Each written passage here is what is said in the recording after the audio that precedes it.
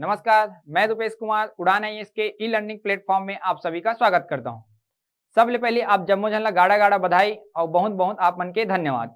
आप मन के वजह से आज हमारा उड़ान IAS academy channel 1 lakh subscriber वाला चैनल बन चुके हैं। तो आप मन के यही मैया दुलार के लिए आप मन ला बहुत बहुत बधाई देना चाहता हूँ। ऐसने मैया दुलार बना के रखे रहूँ ताकि हम आप मन ला अधिक से अधिक अच्छा कंटेंट उपलब्ध करवा सकन। आज मैं आप मन के सामने जो आगामी परीक्षा सीजीपीएससी प्री एवं व्यापम के जो सहकारिता विभाग वाले जो पेपर होने वाले हैं उसके लिए महत्वपूर्ण प्रश्नों को लेकर उपस्थित हुआ हूं। आगे बढ़ते हम अपने वीडियो की ओर।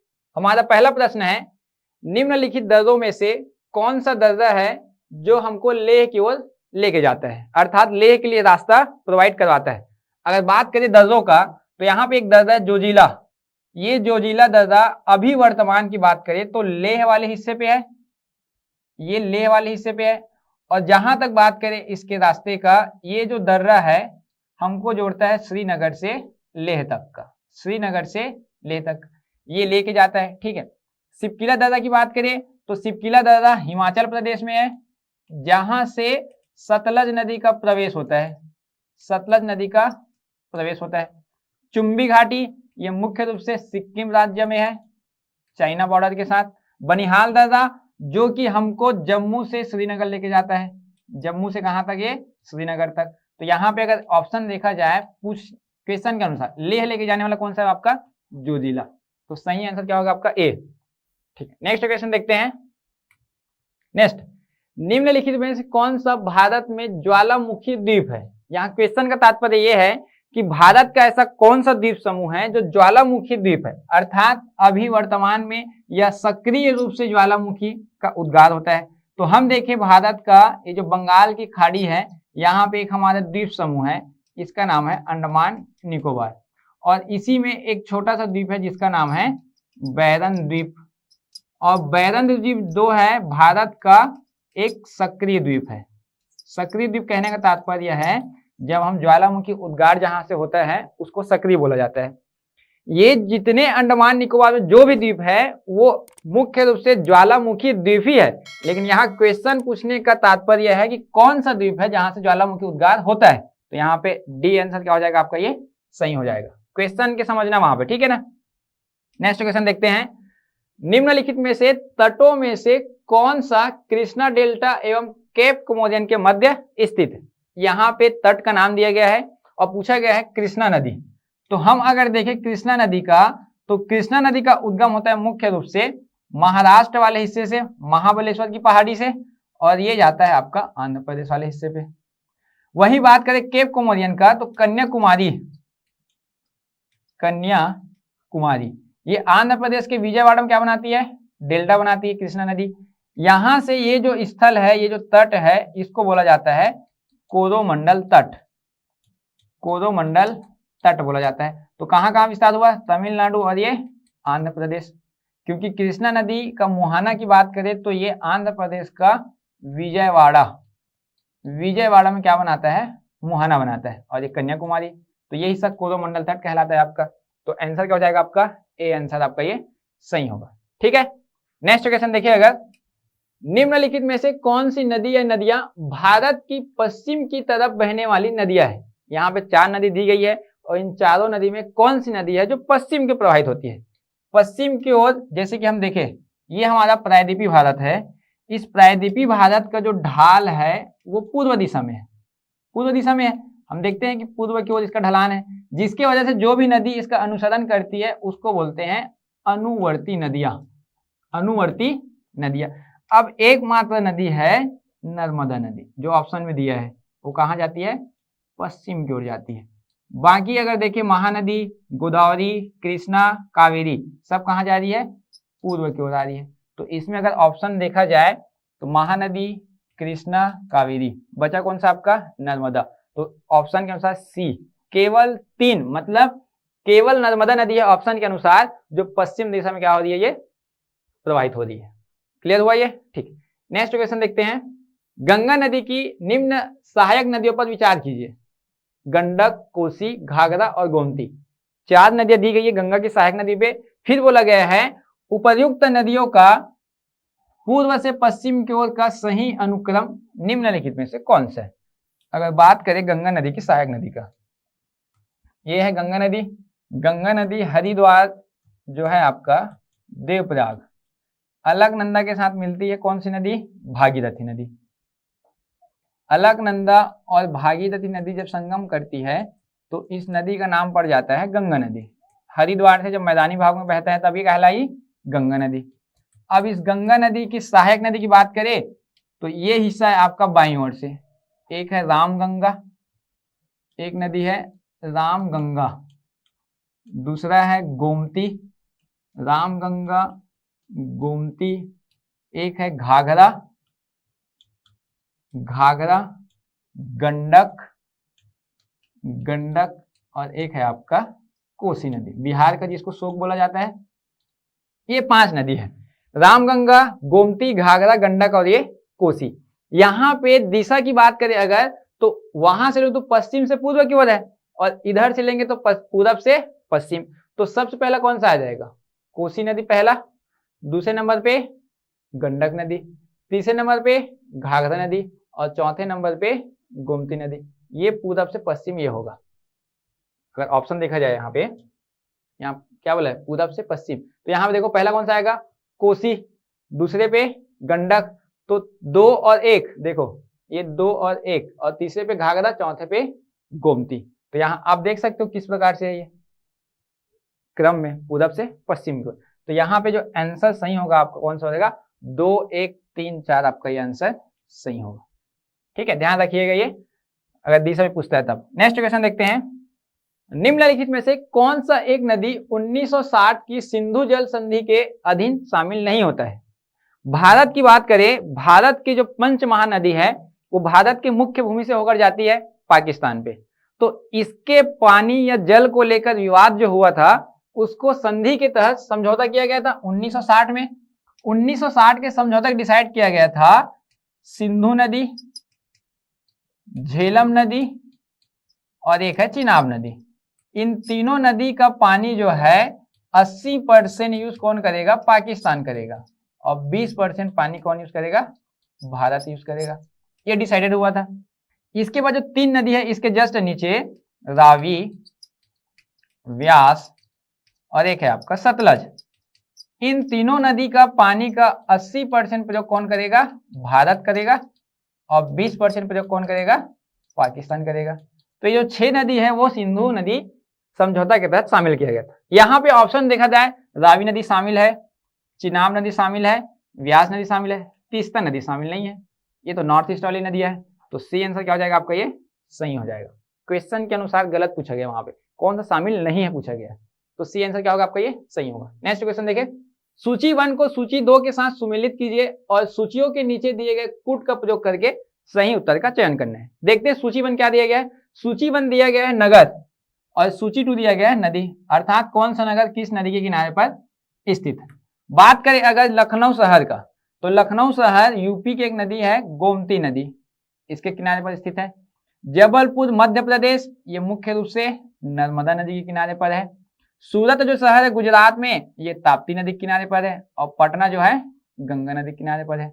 हम पाटलिपुत्र को पढ़ते हैं ना, गंगा और सोन नदी के किनारे पे। हाँ, तो यहाँ पे ए का देखो 4, ए का देखो 4 यहाँ भी है, यहाँ भी है, ये वाला हटा दो आप। बी का 3, ये बी का 3 ये हो गया। सी का 2, सी का 2, तो बी आंसर क्या हो जाएगा आपका? ये सही आंसर होगा। नगर को पूछा गया है कौन सी नदी के किनारे पे स्थित है वहां पे। क्लियर हुआ ये? नेक्स्ट क्वेश्चन देखते हैं, निम्नलिखित नदियों पर विचार कीजिए। 3 नदी दिया है, बराक, लोहित और सुबनसिरी। उपर्युक्त में से कौन सी नदी अरुणाचल प्रदेश से होकर बहती है? बात करेगा नॉर्थ ईस्ट में अरुणाचल प्रदेश का, तो अरुणाचल प्रदेश से बहकर जाने वाली नदियां, तो एक नदी सबसे मेन पढ़ते हैं हम लोग, ब्रह्मपुत्र। यह है ब्रह्मपुत्र नदी, और इस ब्रह्मपुत्र में एक आता है लोहित नदी, लोहित नदी, और एक हम पढ़ते हैं सुबनसिरी, एक नदी पढ़ते हैं सुबनसिरी, और एक बराक नदी जो पढ़ते हैं वो मणिपुर की पहाड़ी से होकर होते हुए यहाँ जाती है। तो अरुणाचल प्रदेश में लोहित नदी और एक है आपका सुबनसिरी। तो एक तो होगा नहीं, तो जहां जहां एक है वो कैंसिल हो गया। देखो जो जो एक है वो कैंसिल हो गया, बचा लोहित और सुबनसिरी। तो इसका 2 और 3 क्या हो जाएगा आपका आंसर? सही। क्वेश्चन विलोपित होने से भी बनता है, ध्यान रखिएगा। यहाँ पे अगर पता है आपको बराक नदी नहीं जाती है तो देखो ए, सी और डी कैंसिल हो गया, बचा आपका बी आंसर। ठीक है, नेक्स्ट देखते हैं। निम्नलिखित कथनों पर विचार कीजिए। पहला कथन है घाघरा नदी का उद्गम चेमायुंगडुंग से हुआ है। क्या ये सही है क्या? ये बिल्कुल भी गलत है ये। ठीक, दूसरा, ब्रह्मपुत्र नदी का उद्गम का स्रोत तिब्बत में स्थित मापचाचुंग ग्लेशियर से हुआ है क्या? ये भी गलत है। यहाँ पे जस्ट अगर अपोजिट कर दिया जाए अगर, तो ये जो घाघरा नदी है, घाघरा नदी ये निकलता है कहां से? मापचाचुंग ग्लेशियर या हिमनद से। और बात करें अगर ब्रह्मपुत्र नदी का, तो ब्रह्मपुत्र नदी का उद्गम हुआ है चेमायुंगडुंग से, चेमायुंगडुंग से। ये सही है, लेकिन यहाँ तो दोनों सुमेलित नहीं है, तो यह ना तो एक और ना ही दो, ये ध्यान दीजिएगा आप। क्लियर हुआ ये? ठीक, नेक्स्ट देखते हैं। भारत में निम्नलिखित नदियों पर विचार कीजिए। आज के जो टॉपिक है मेन आपका नदी से संबंधित है, ताकि आपके आगामी परीक्षा के लिए काफी क्या हो, महत्वपूर्ण हो। देखते हैं, बेतवा, चंबल, लूनी और स्वर्णरेखा, 4 नदी का नाम दिया गया है। इसमें पूछा गया है उपयुक्त में से कौन सी उत्तर दिशा में बहने वाली नदियां हैं, उत्तर दिशा की ओर बहने वाली। तो पहले तो नदी को देख ले, कौन सी नदियां उत्तर में बहती है। तो अगर बात करें पहला नदी बेतवा नदी, तो हम अगर देखें, एक है गंगा और गंगा की सहायक है यमुना। यहाँ पे विंध्याचल पर्वत से 4 नदी निकलते हैं मुख्य रूप से, एक है चंबल, सिंध, बेतवा और केन। तो ये जो बेतवा नदी है ये उत्तर की ओर बह रही है। ठीक है, ये कंफर्म हो गया।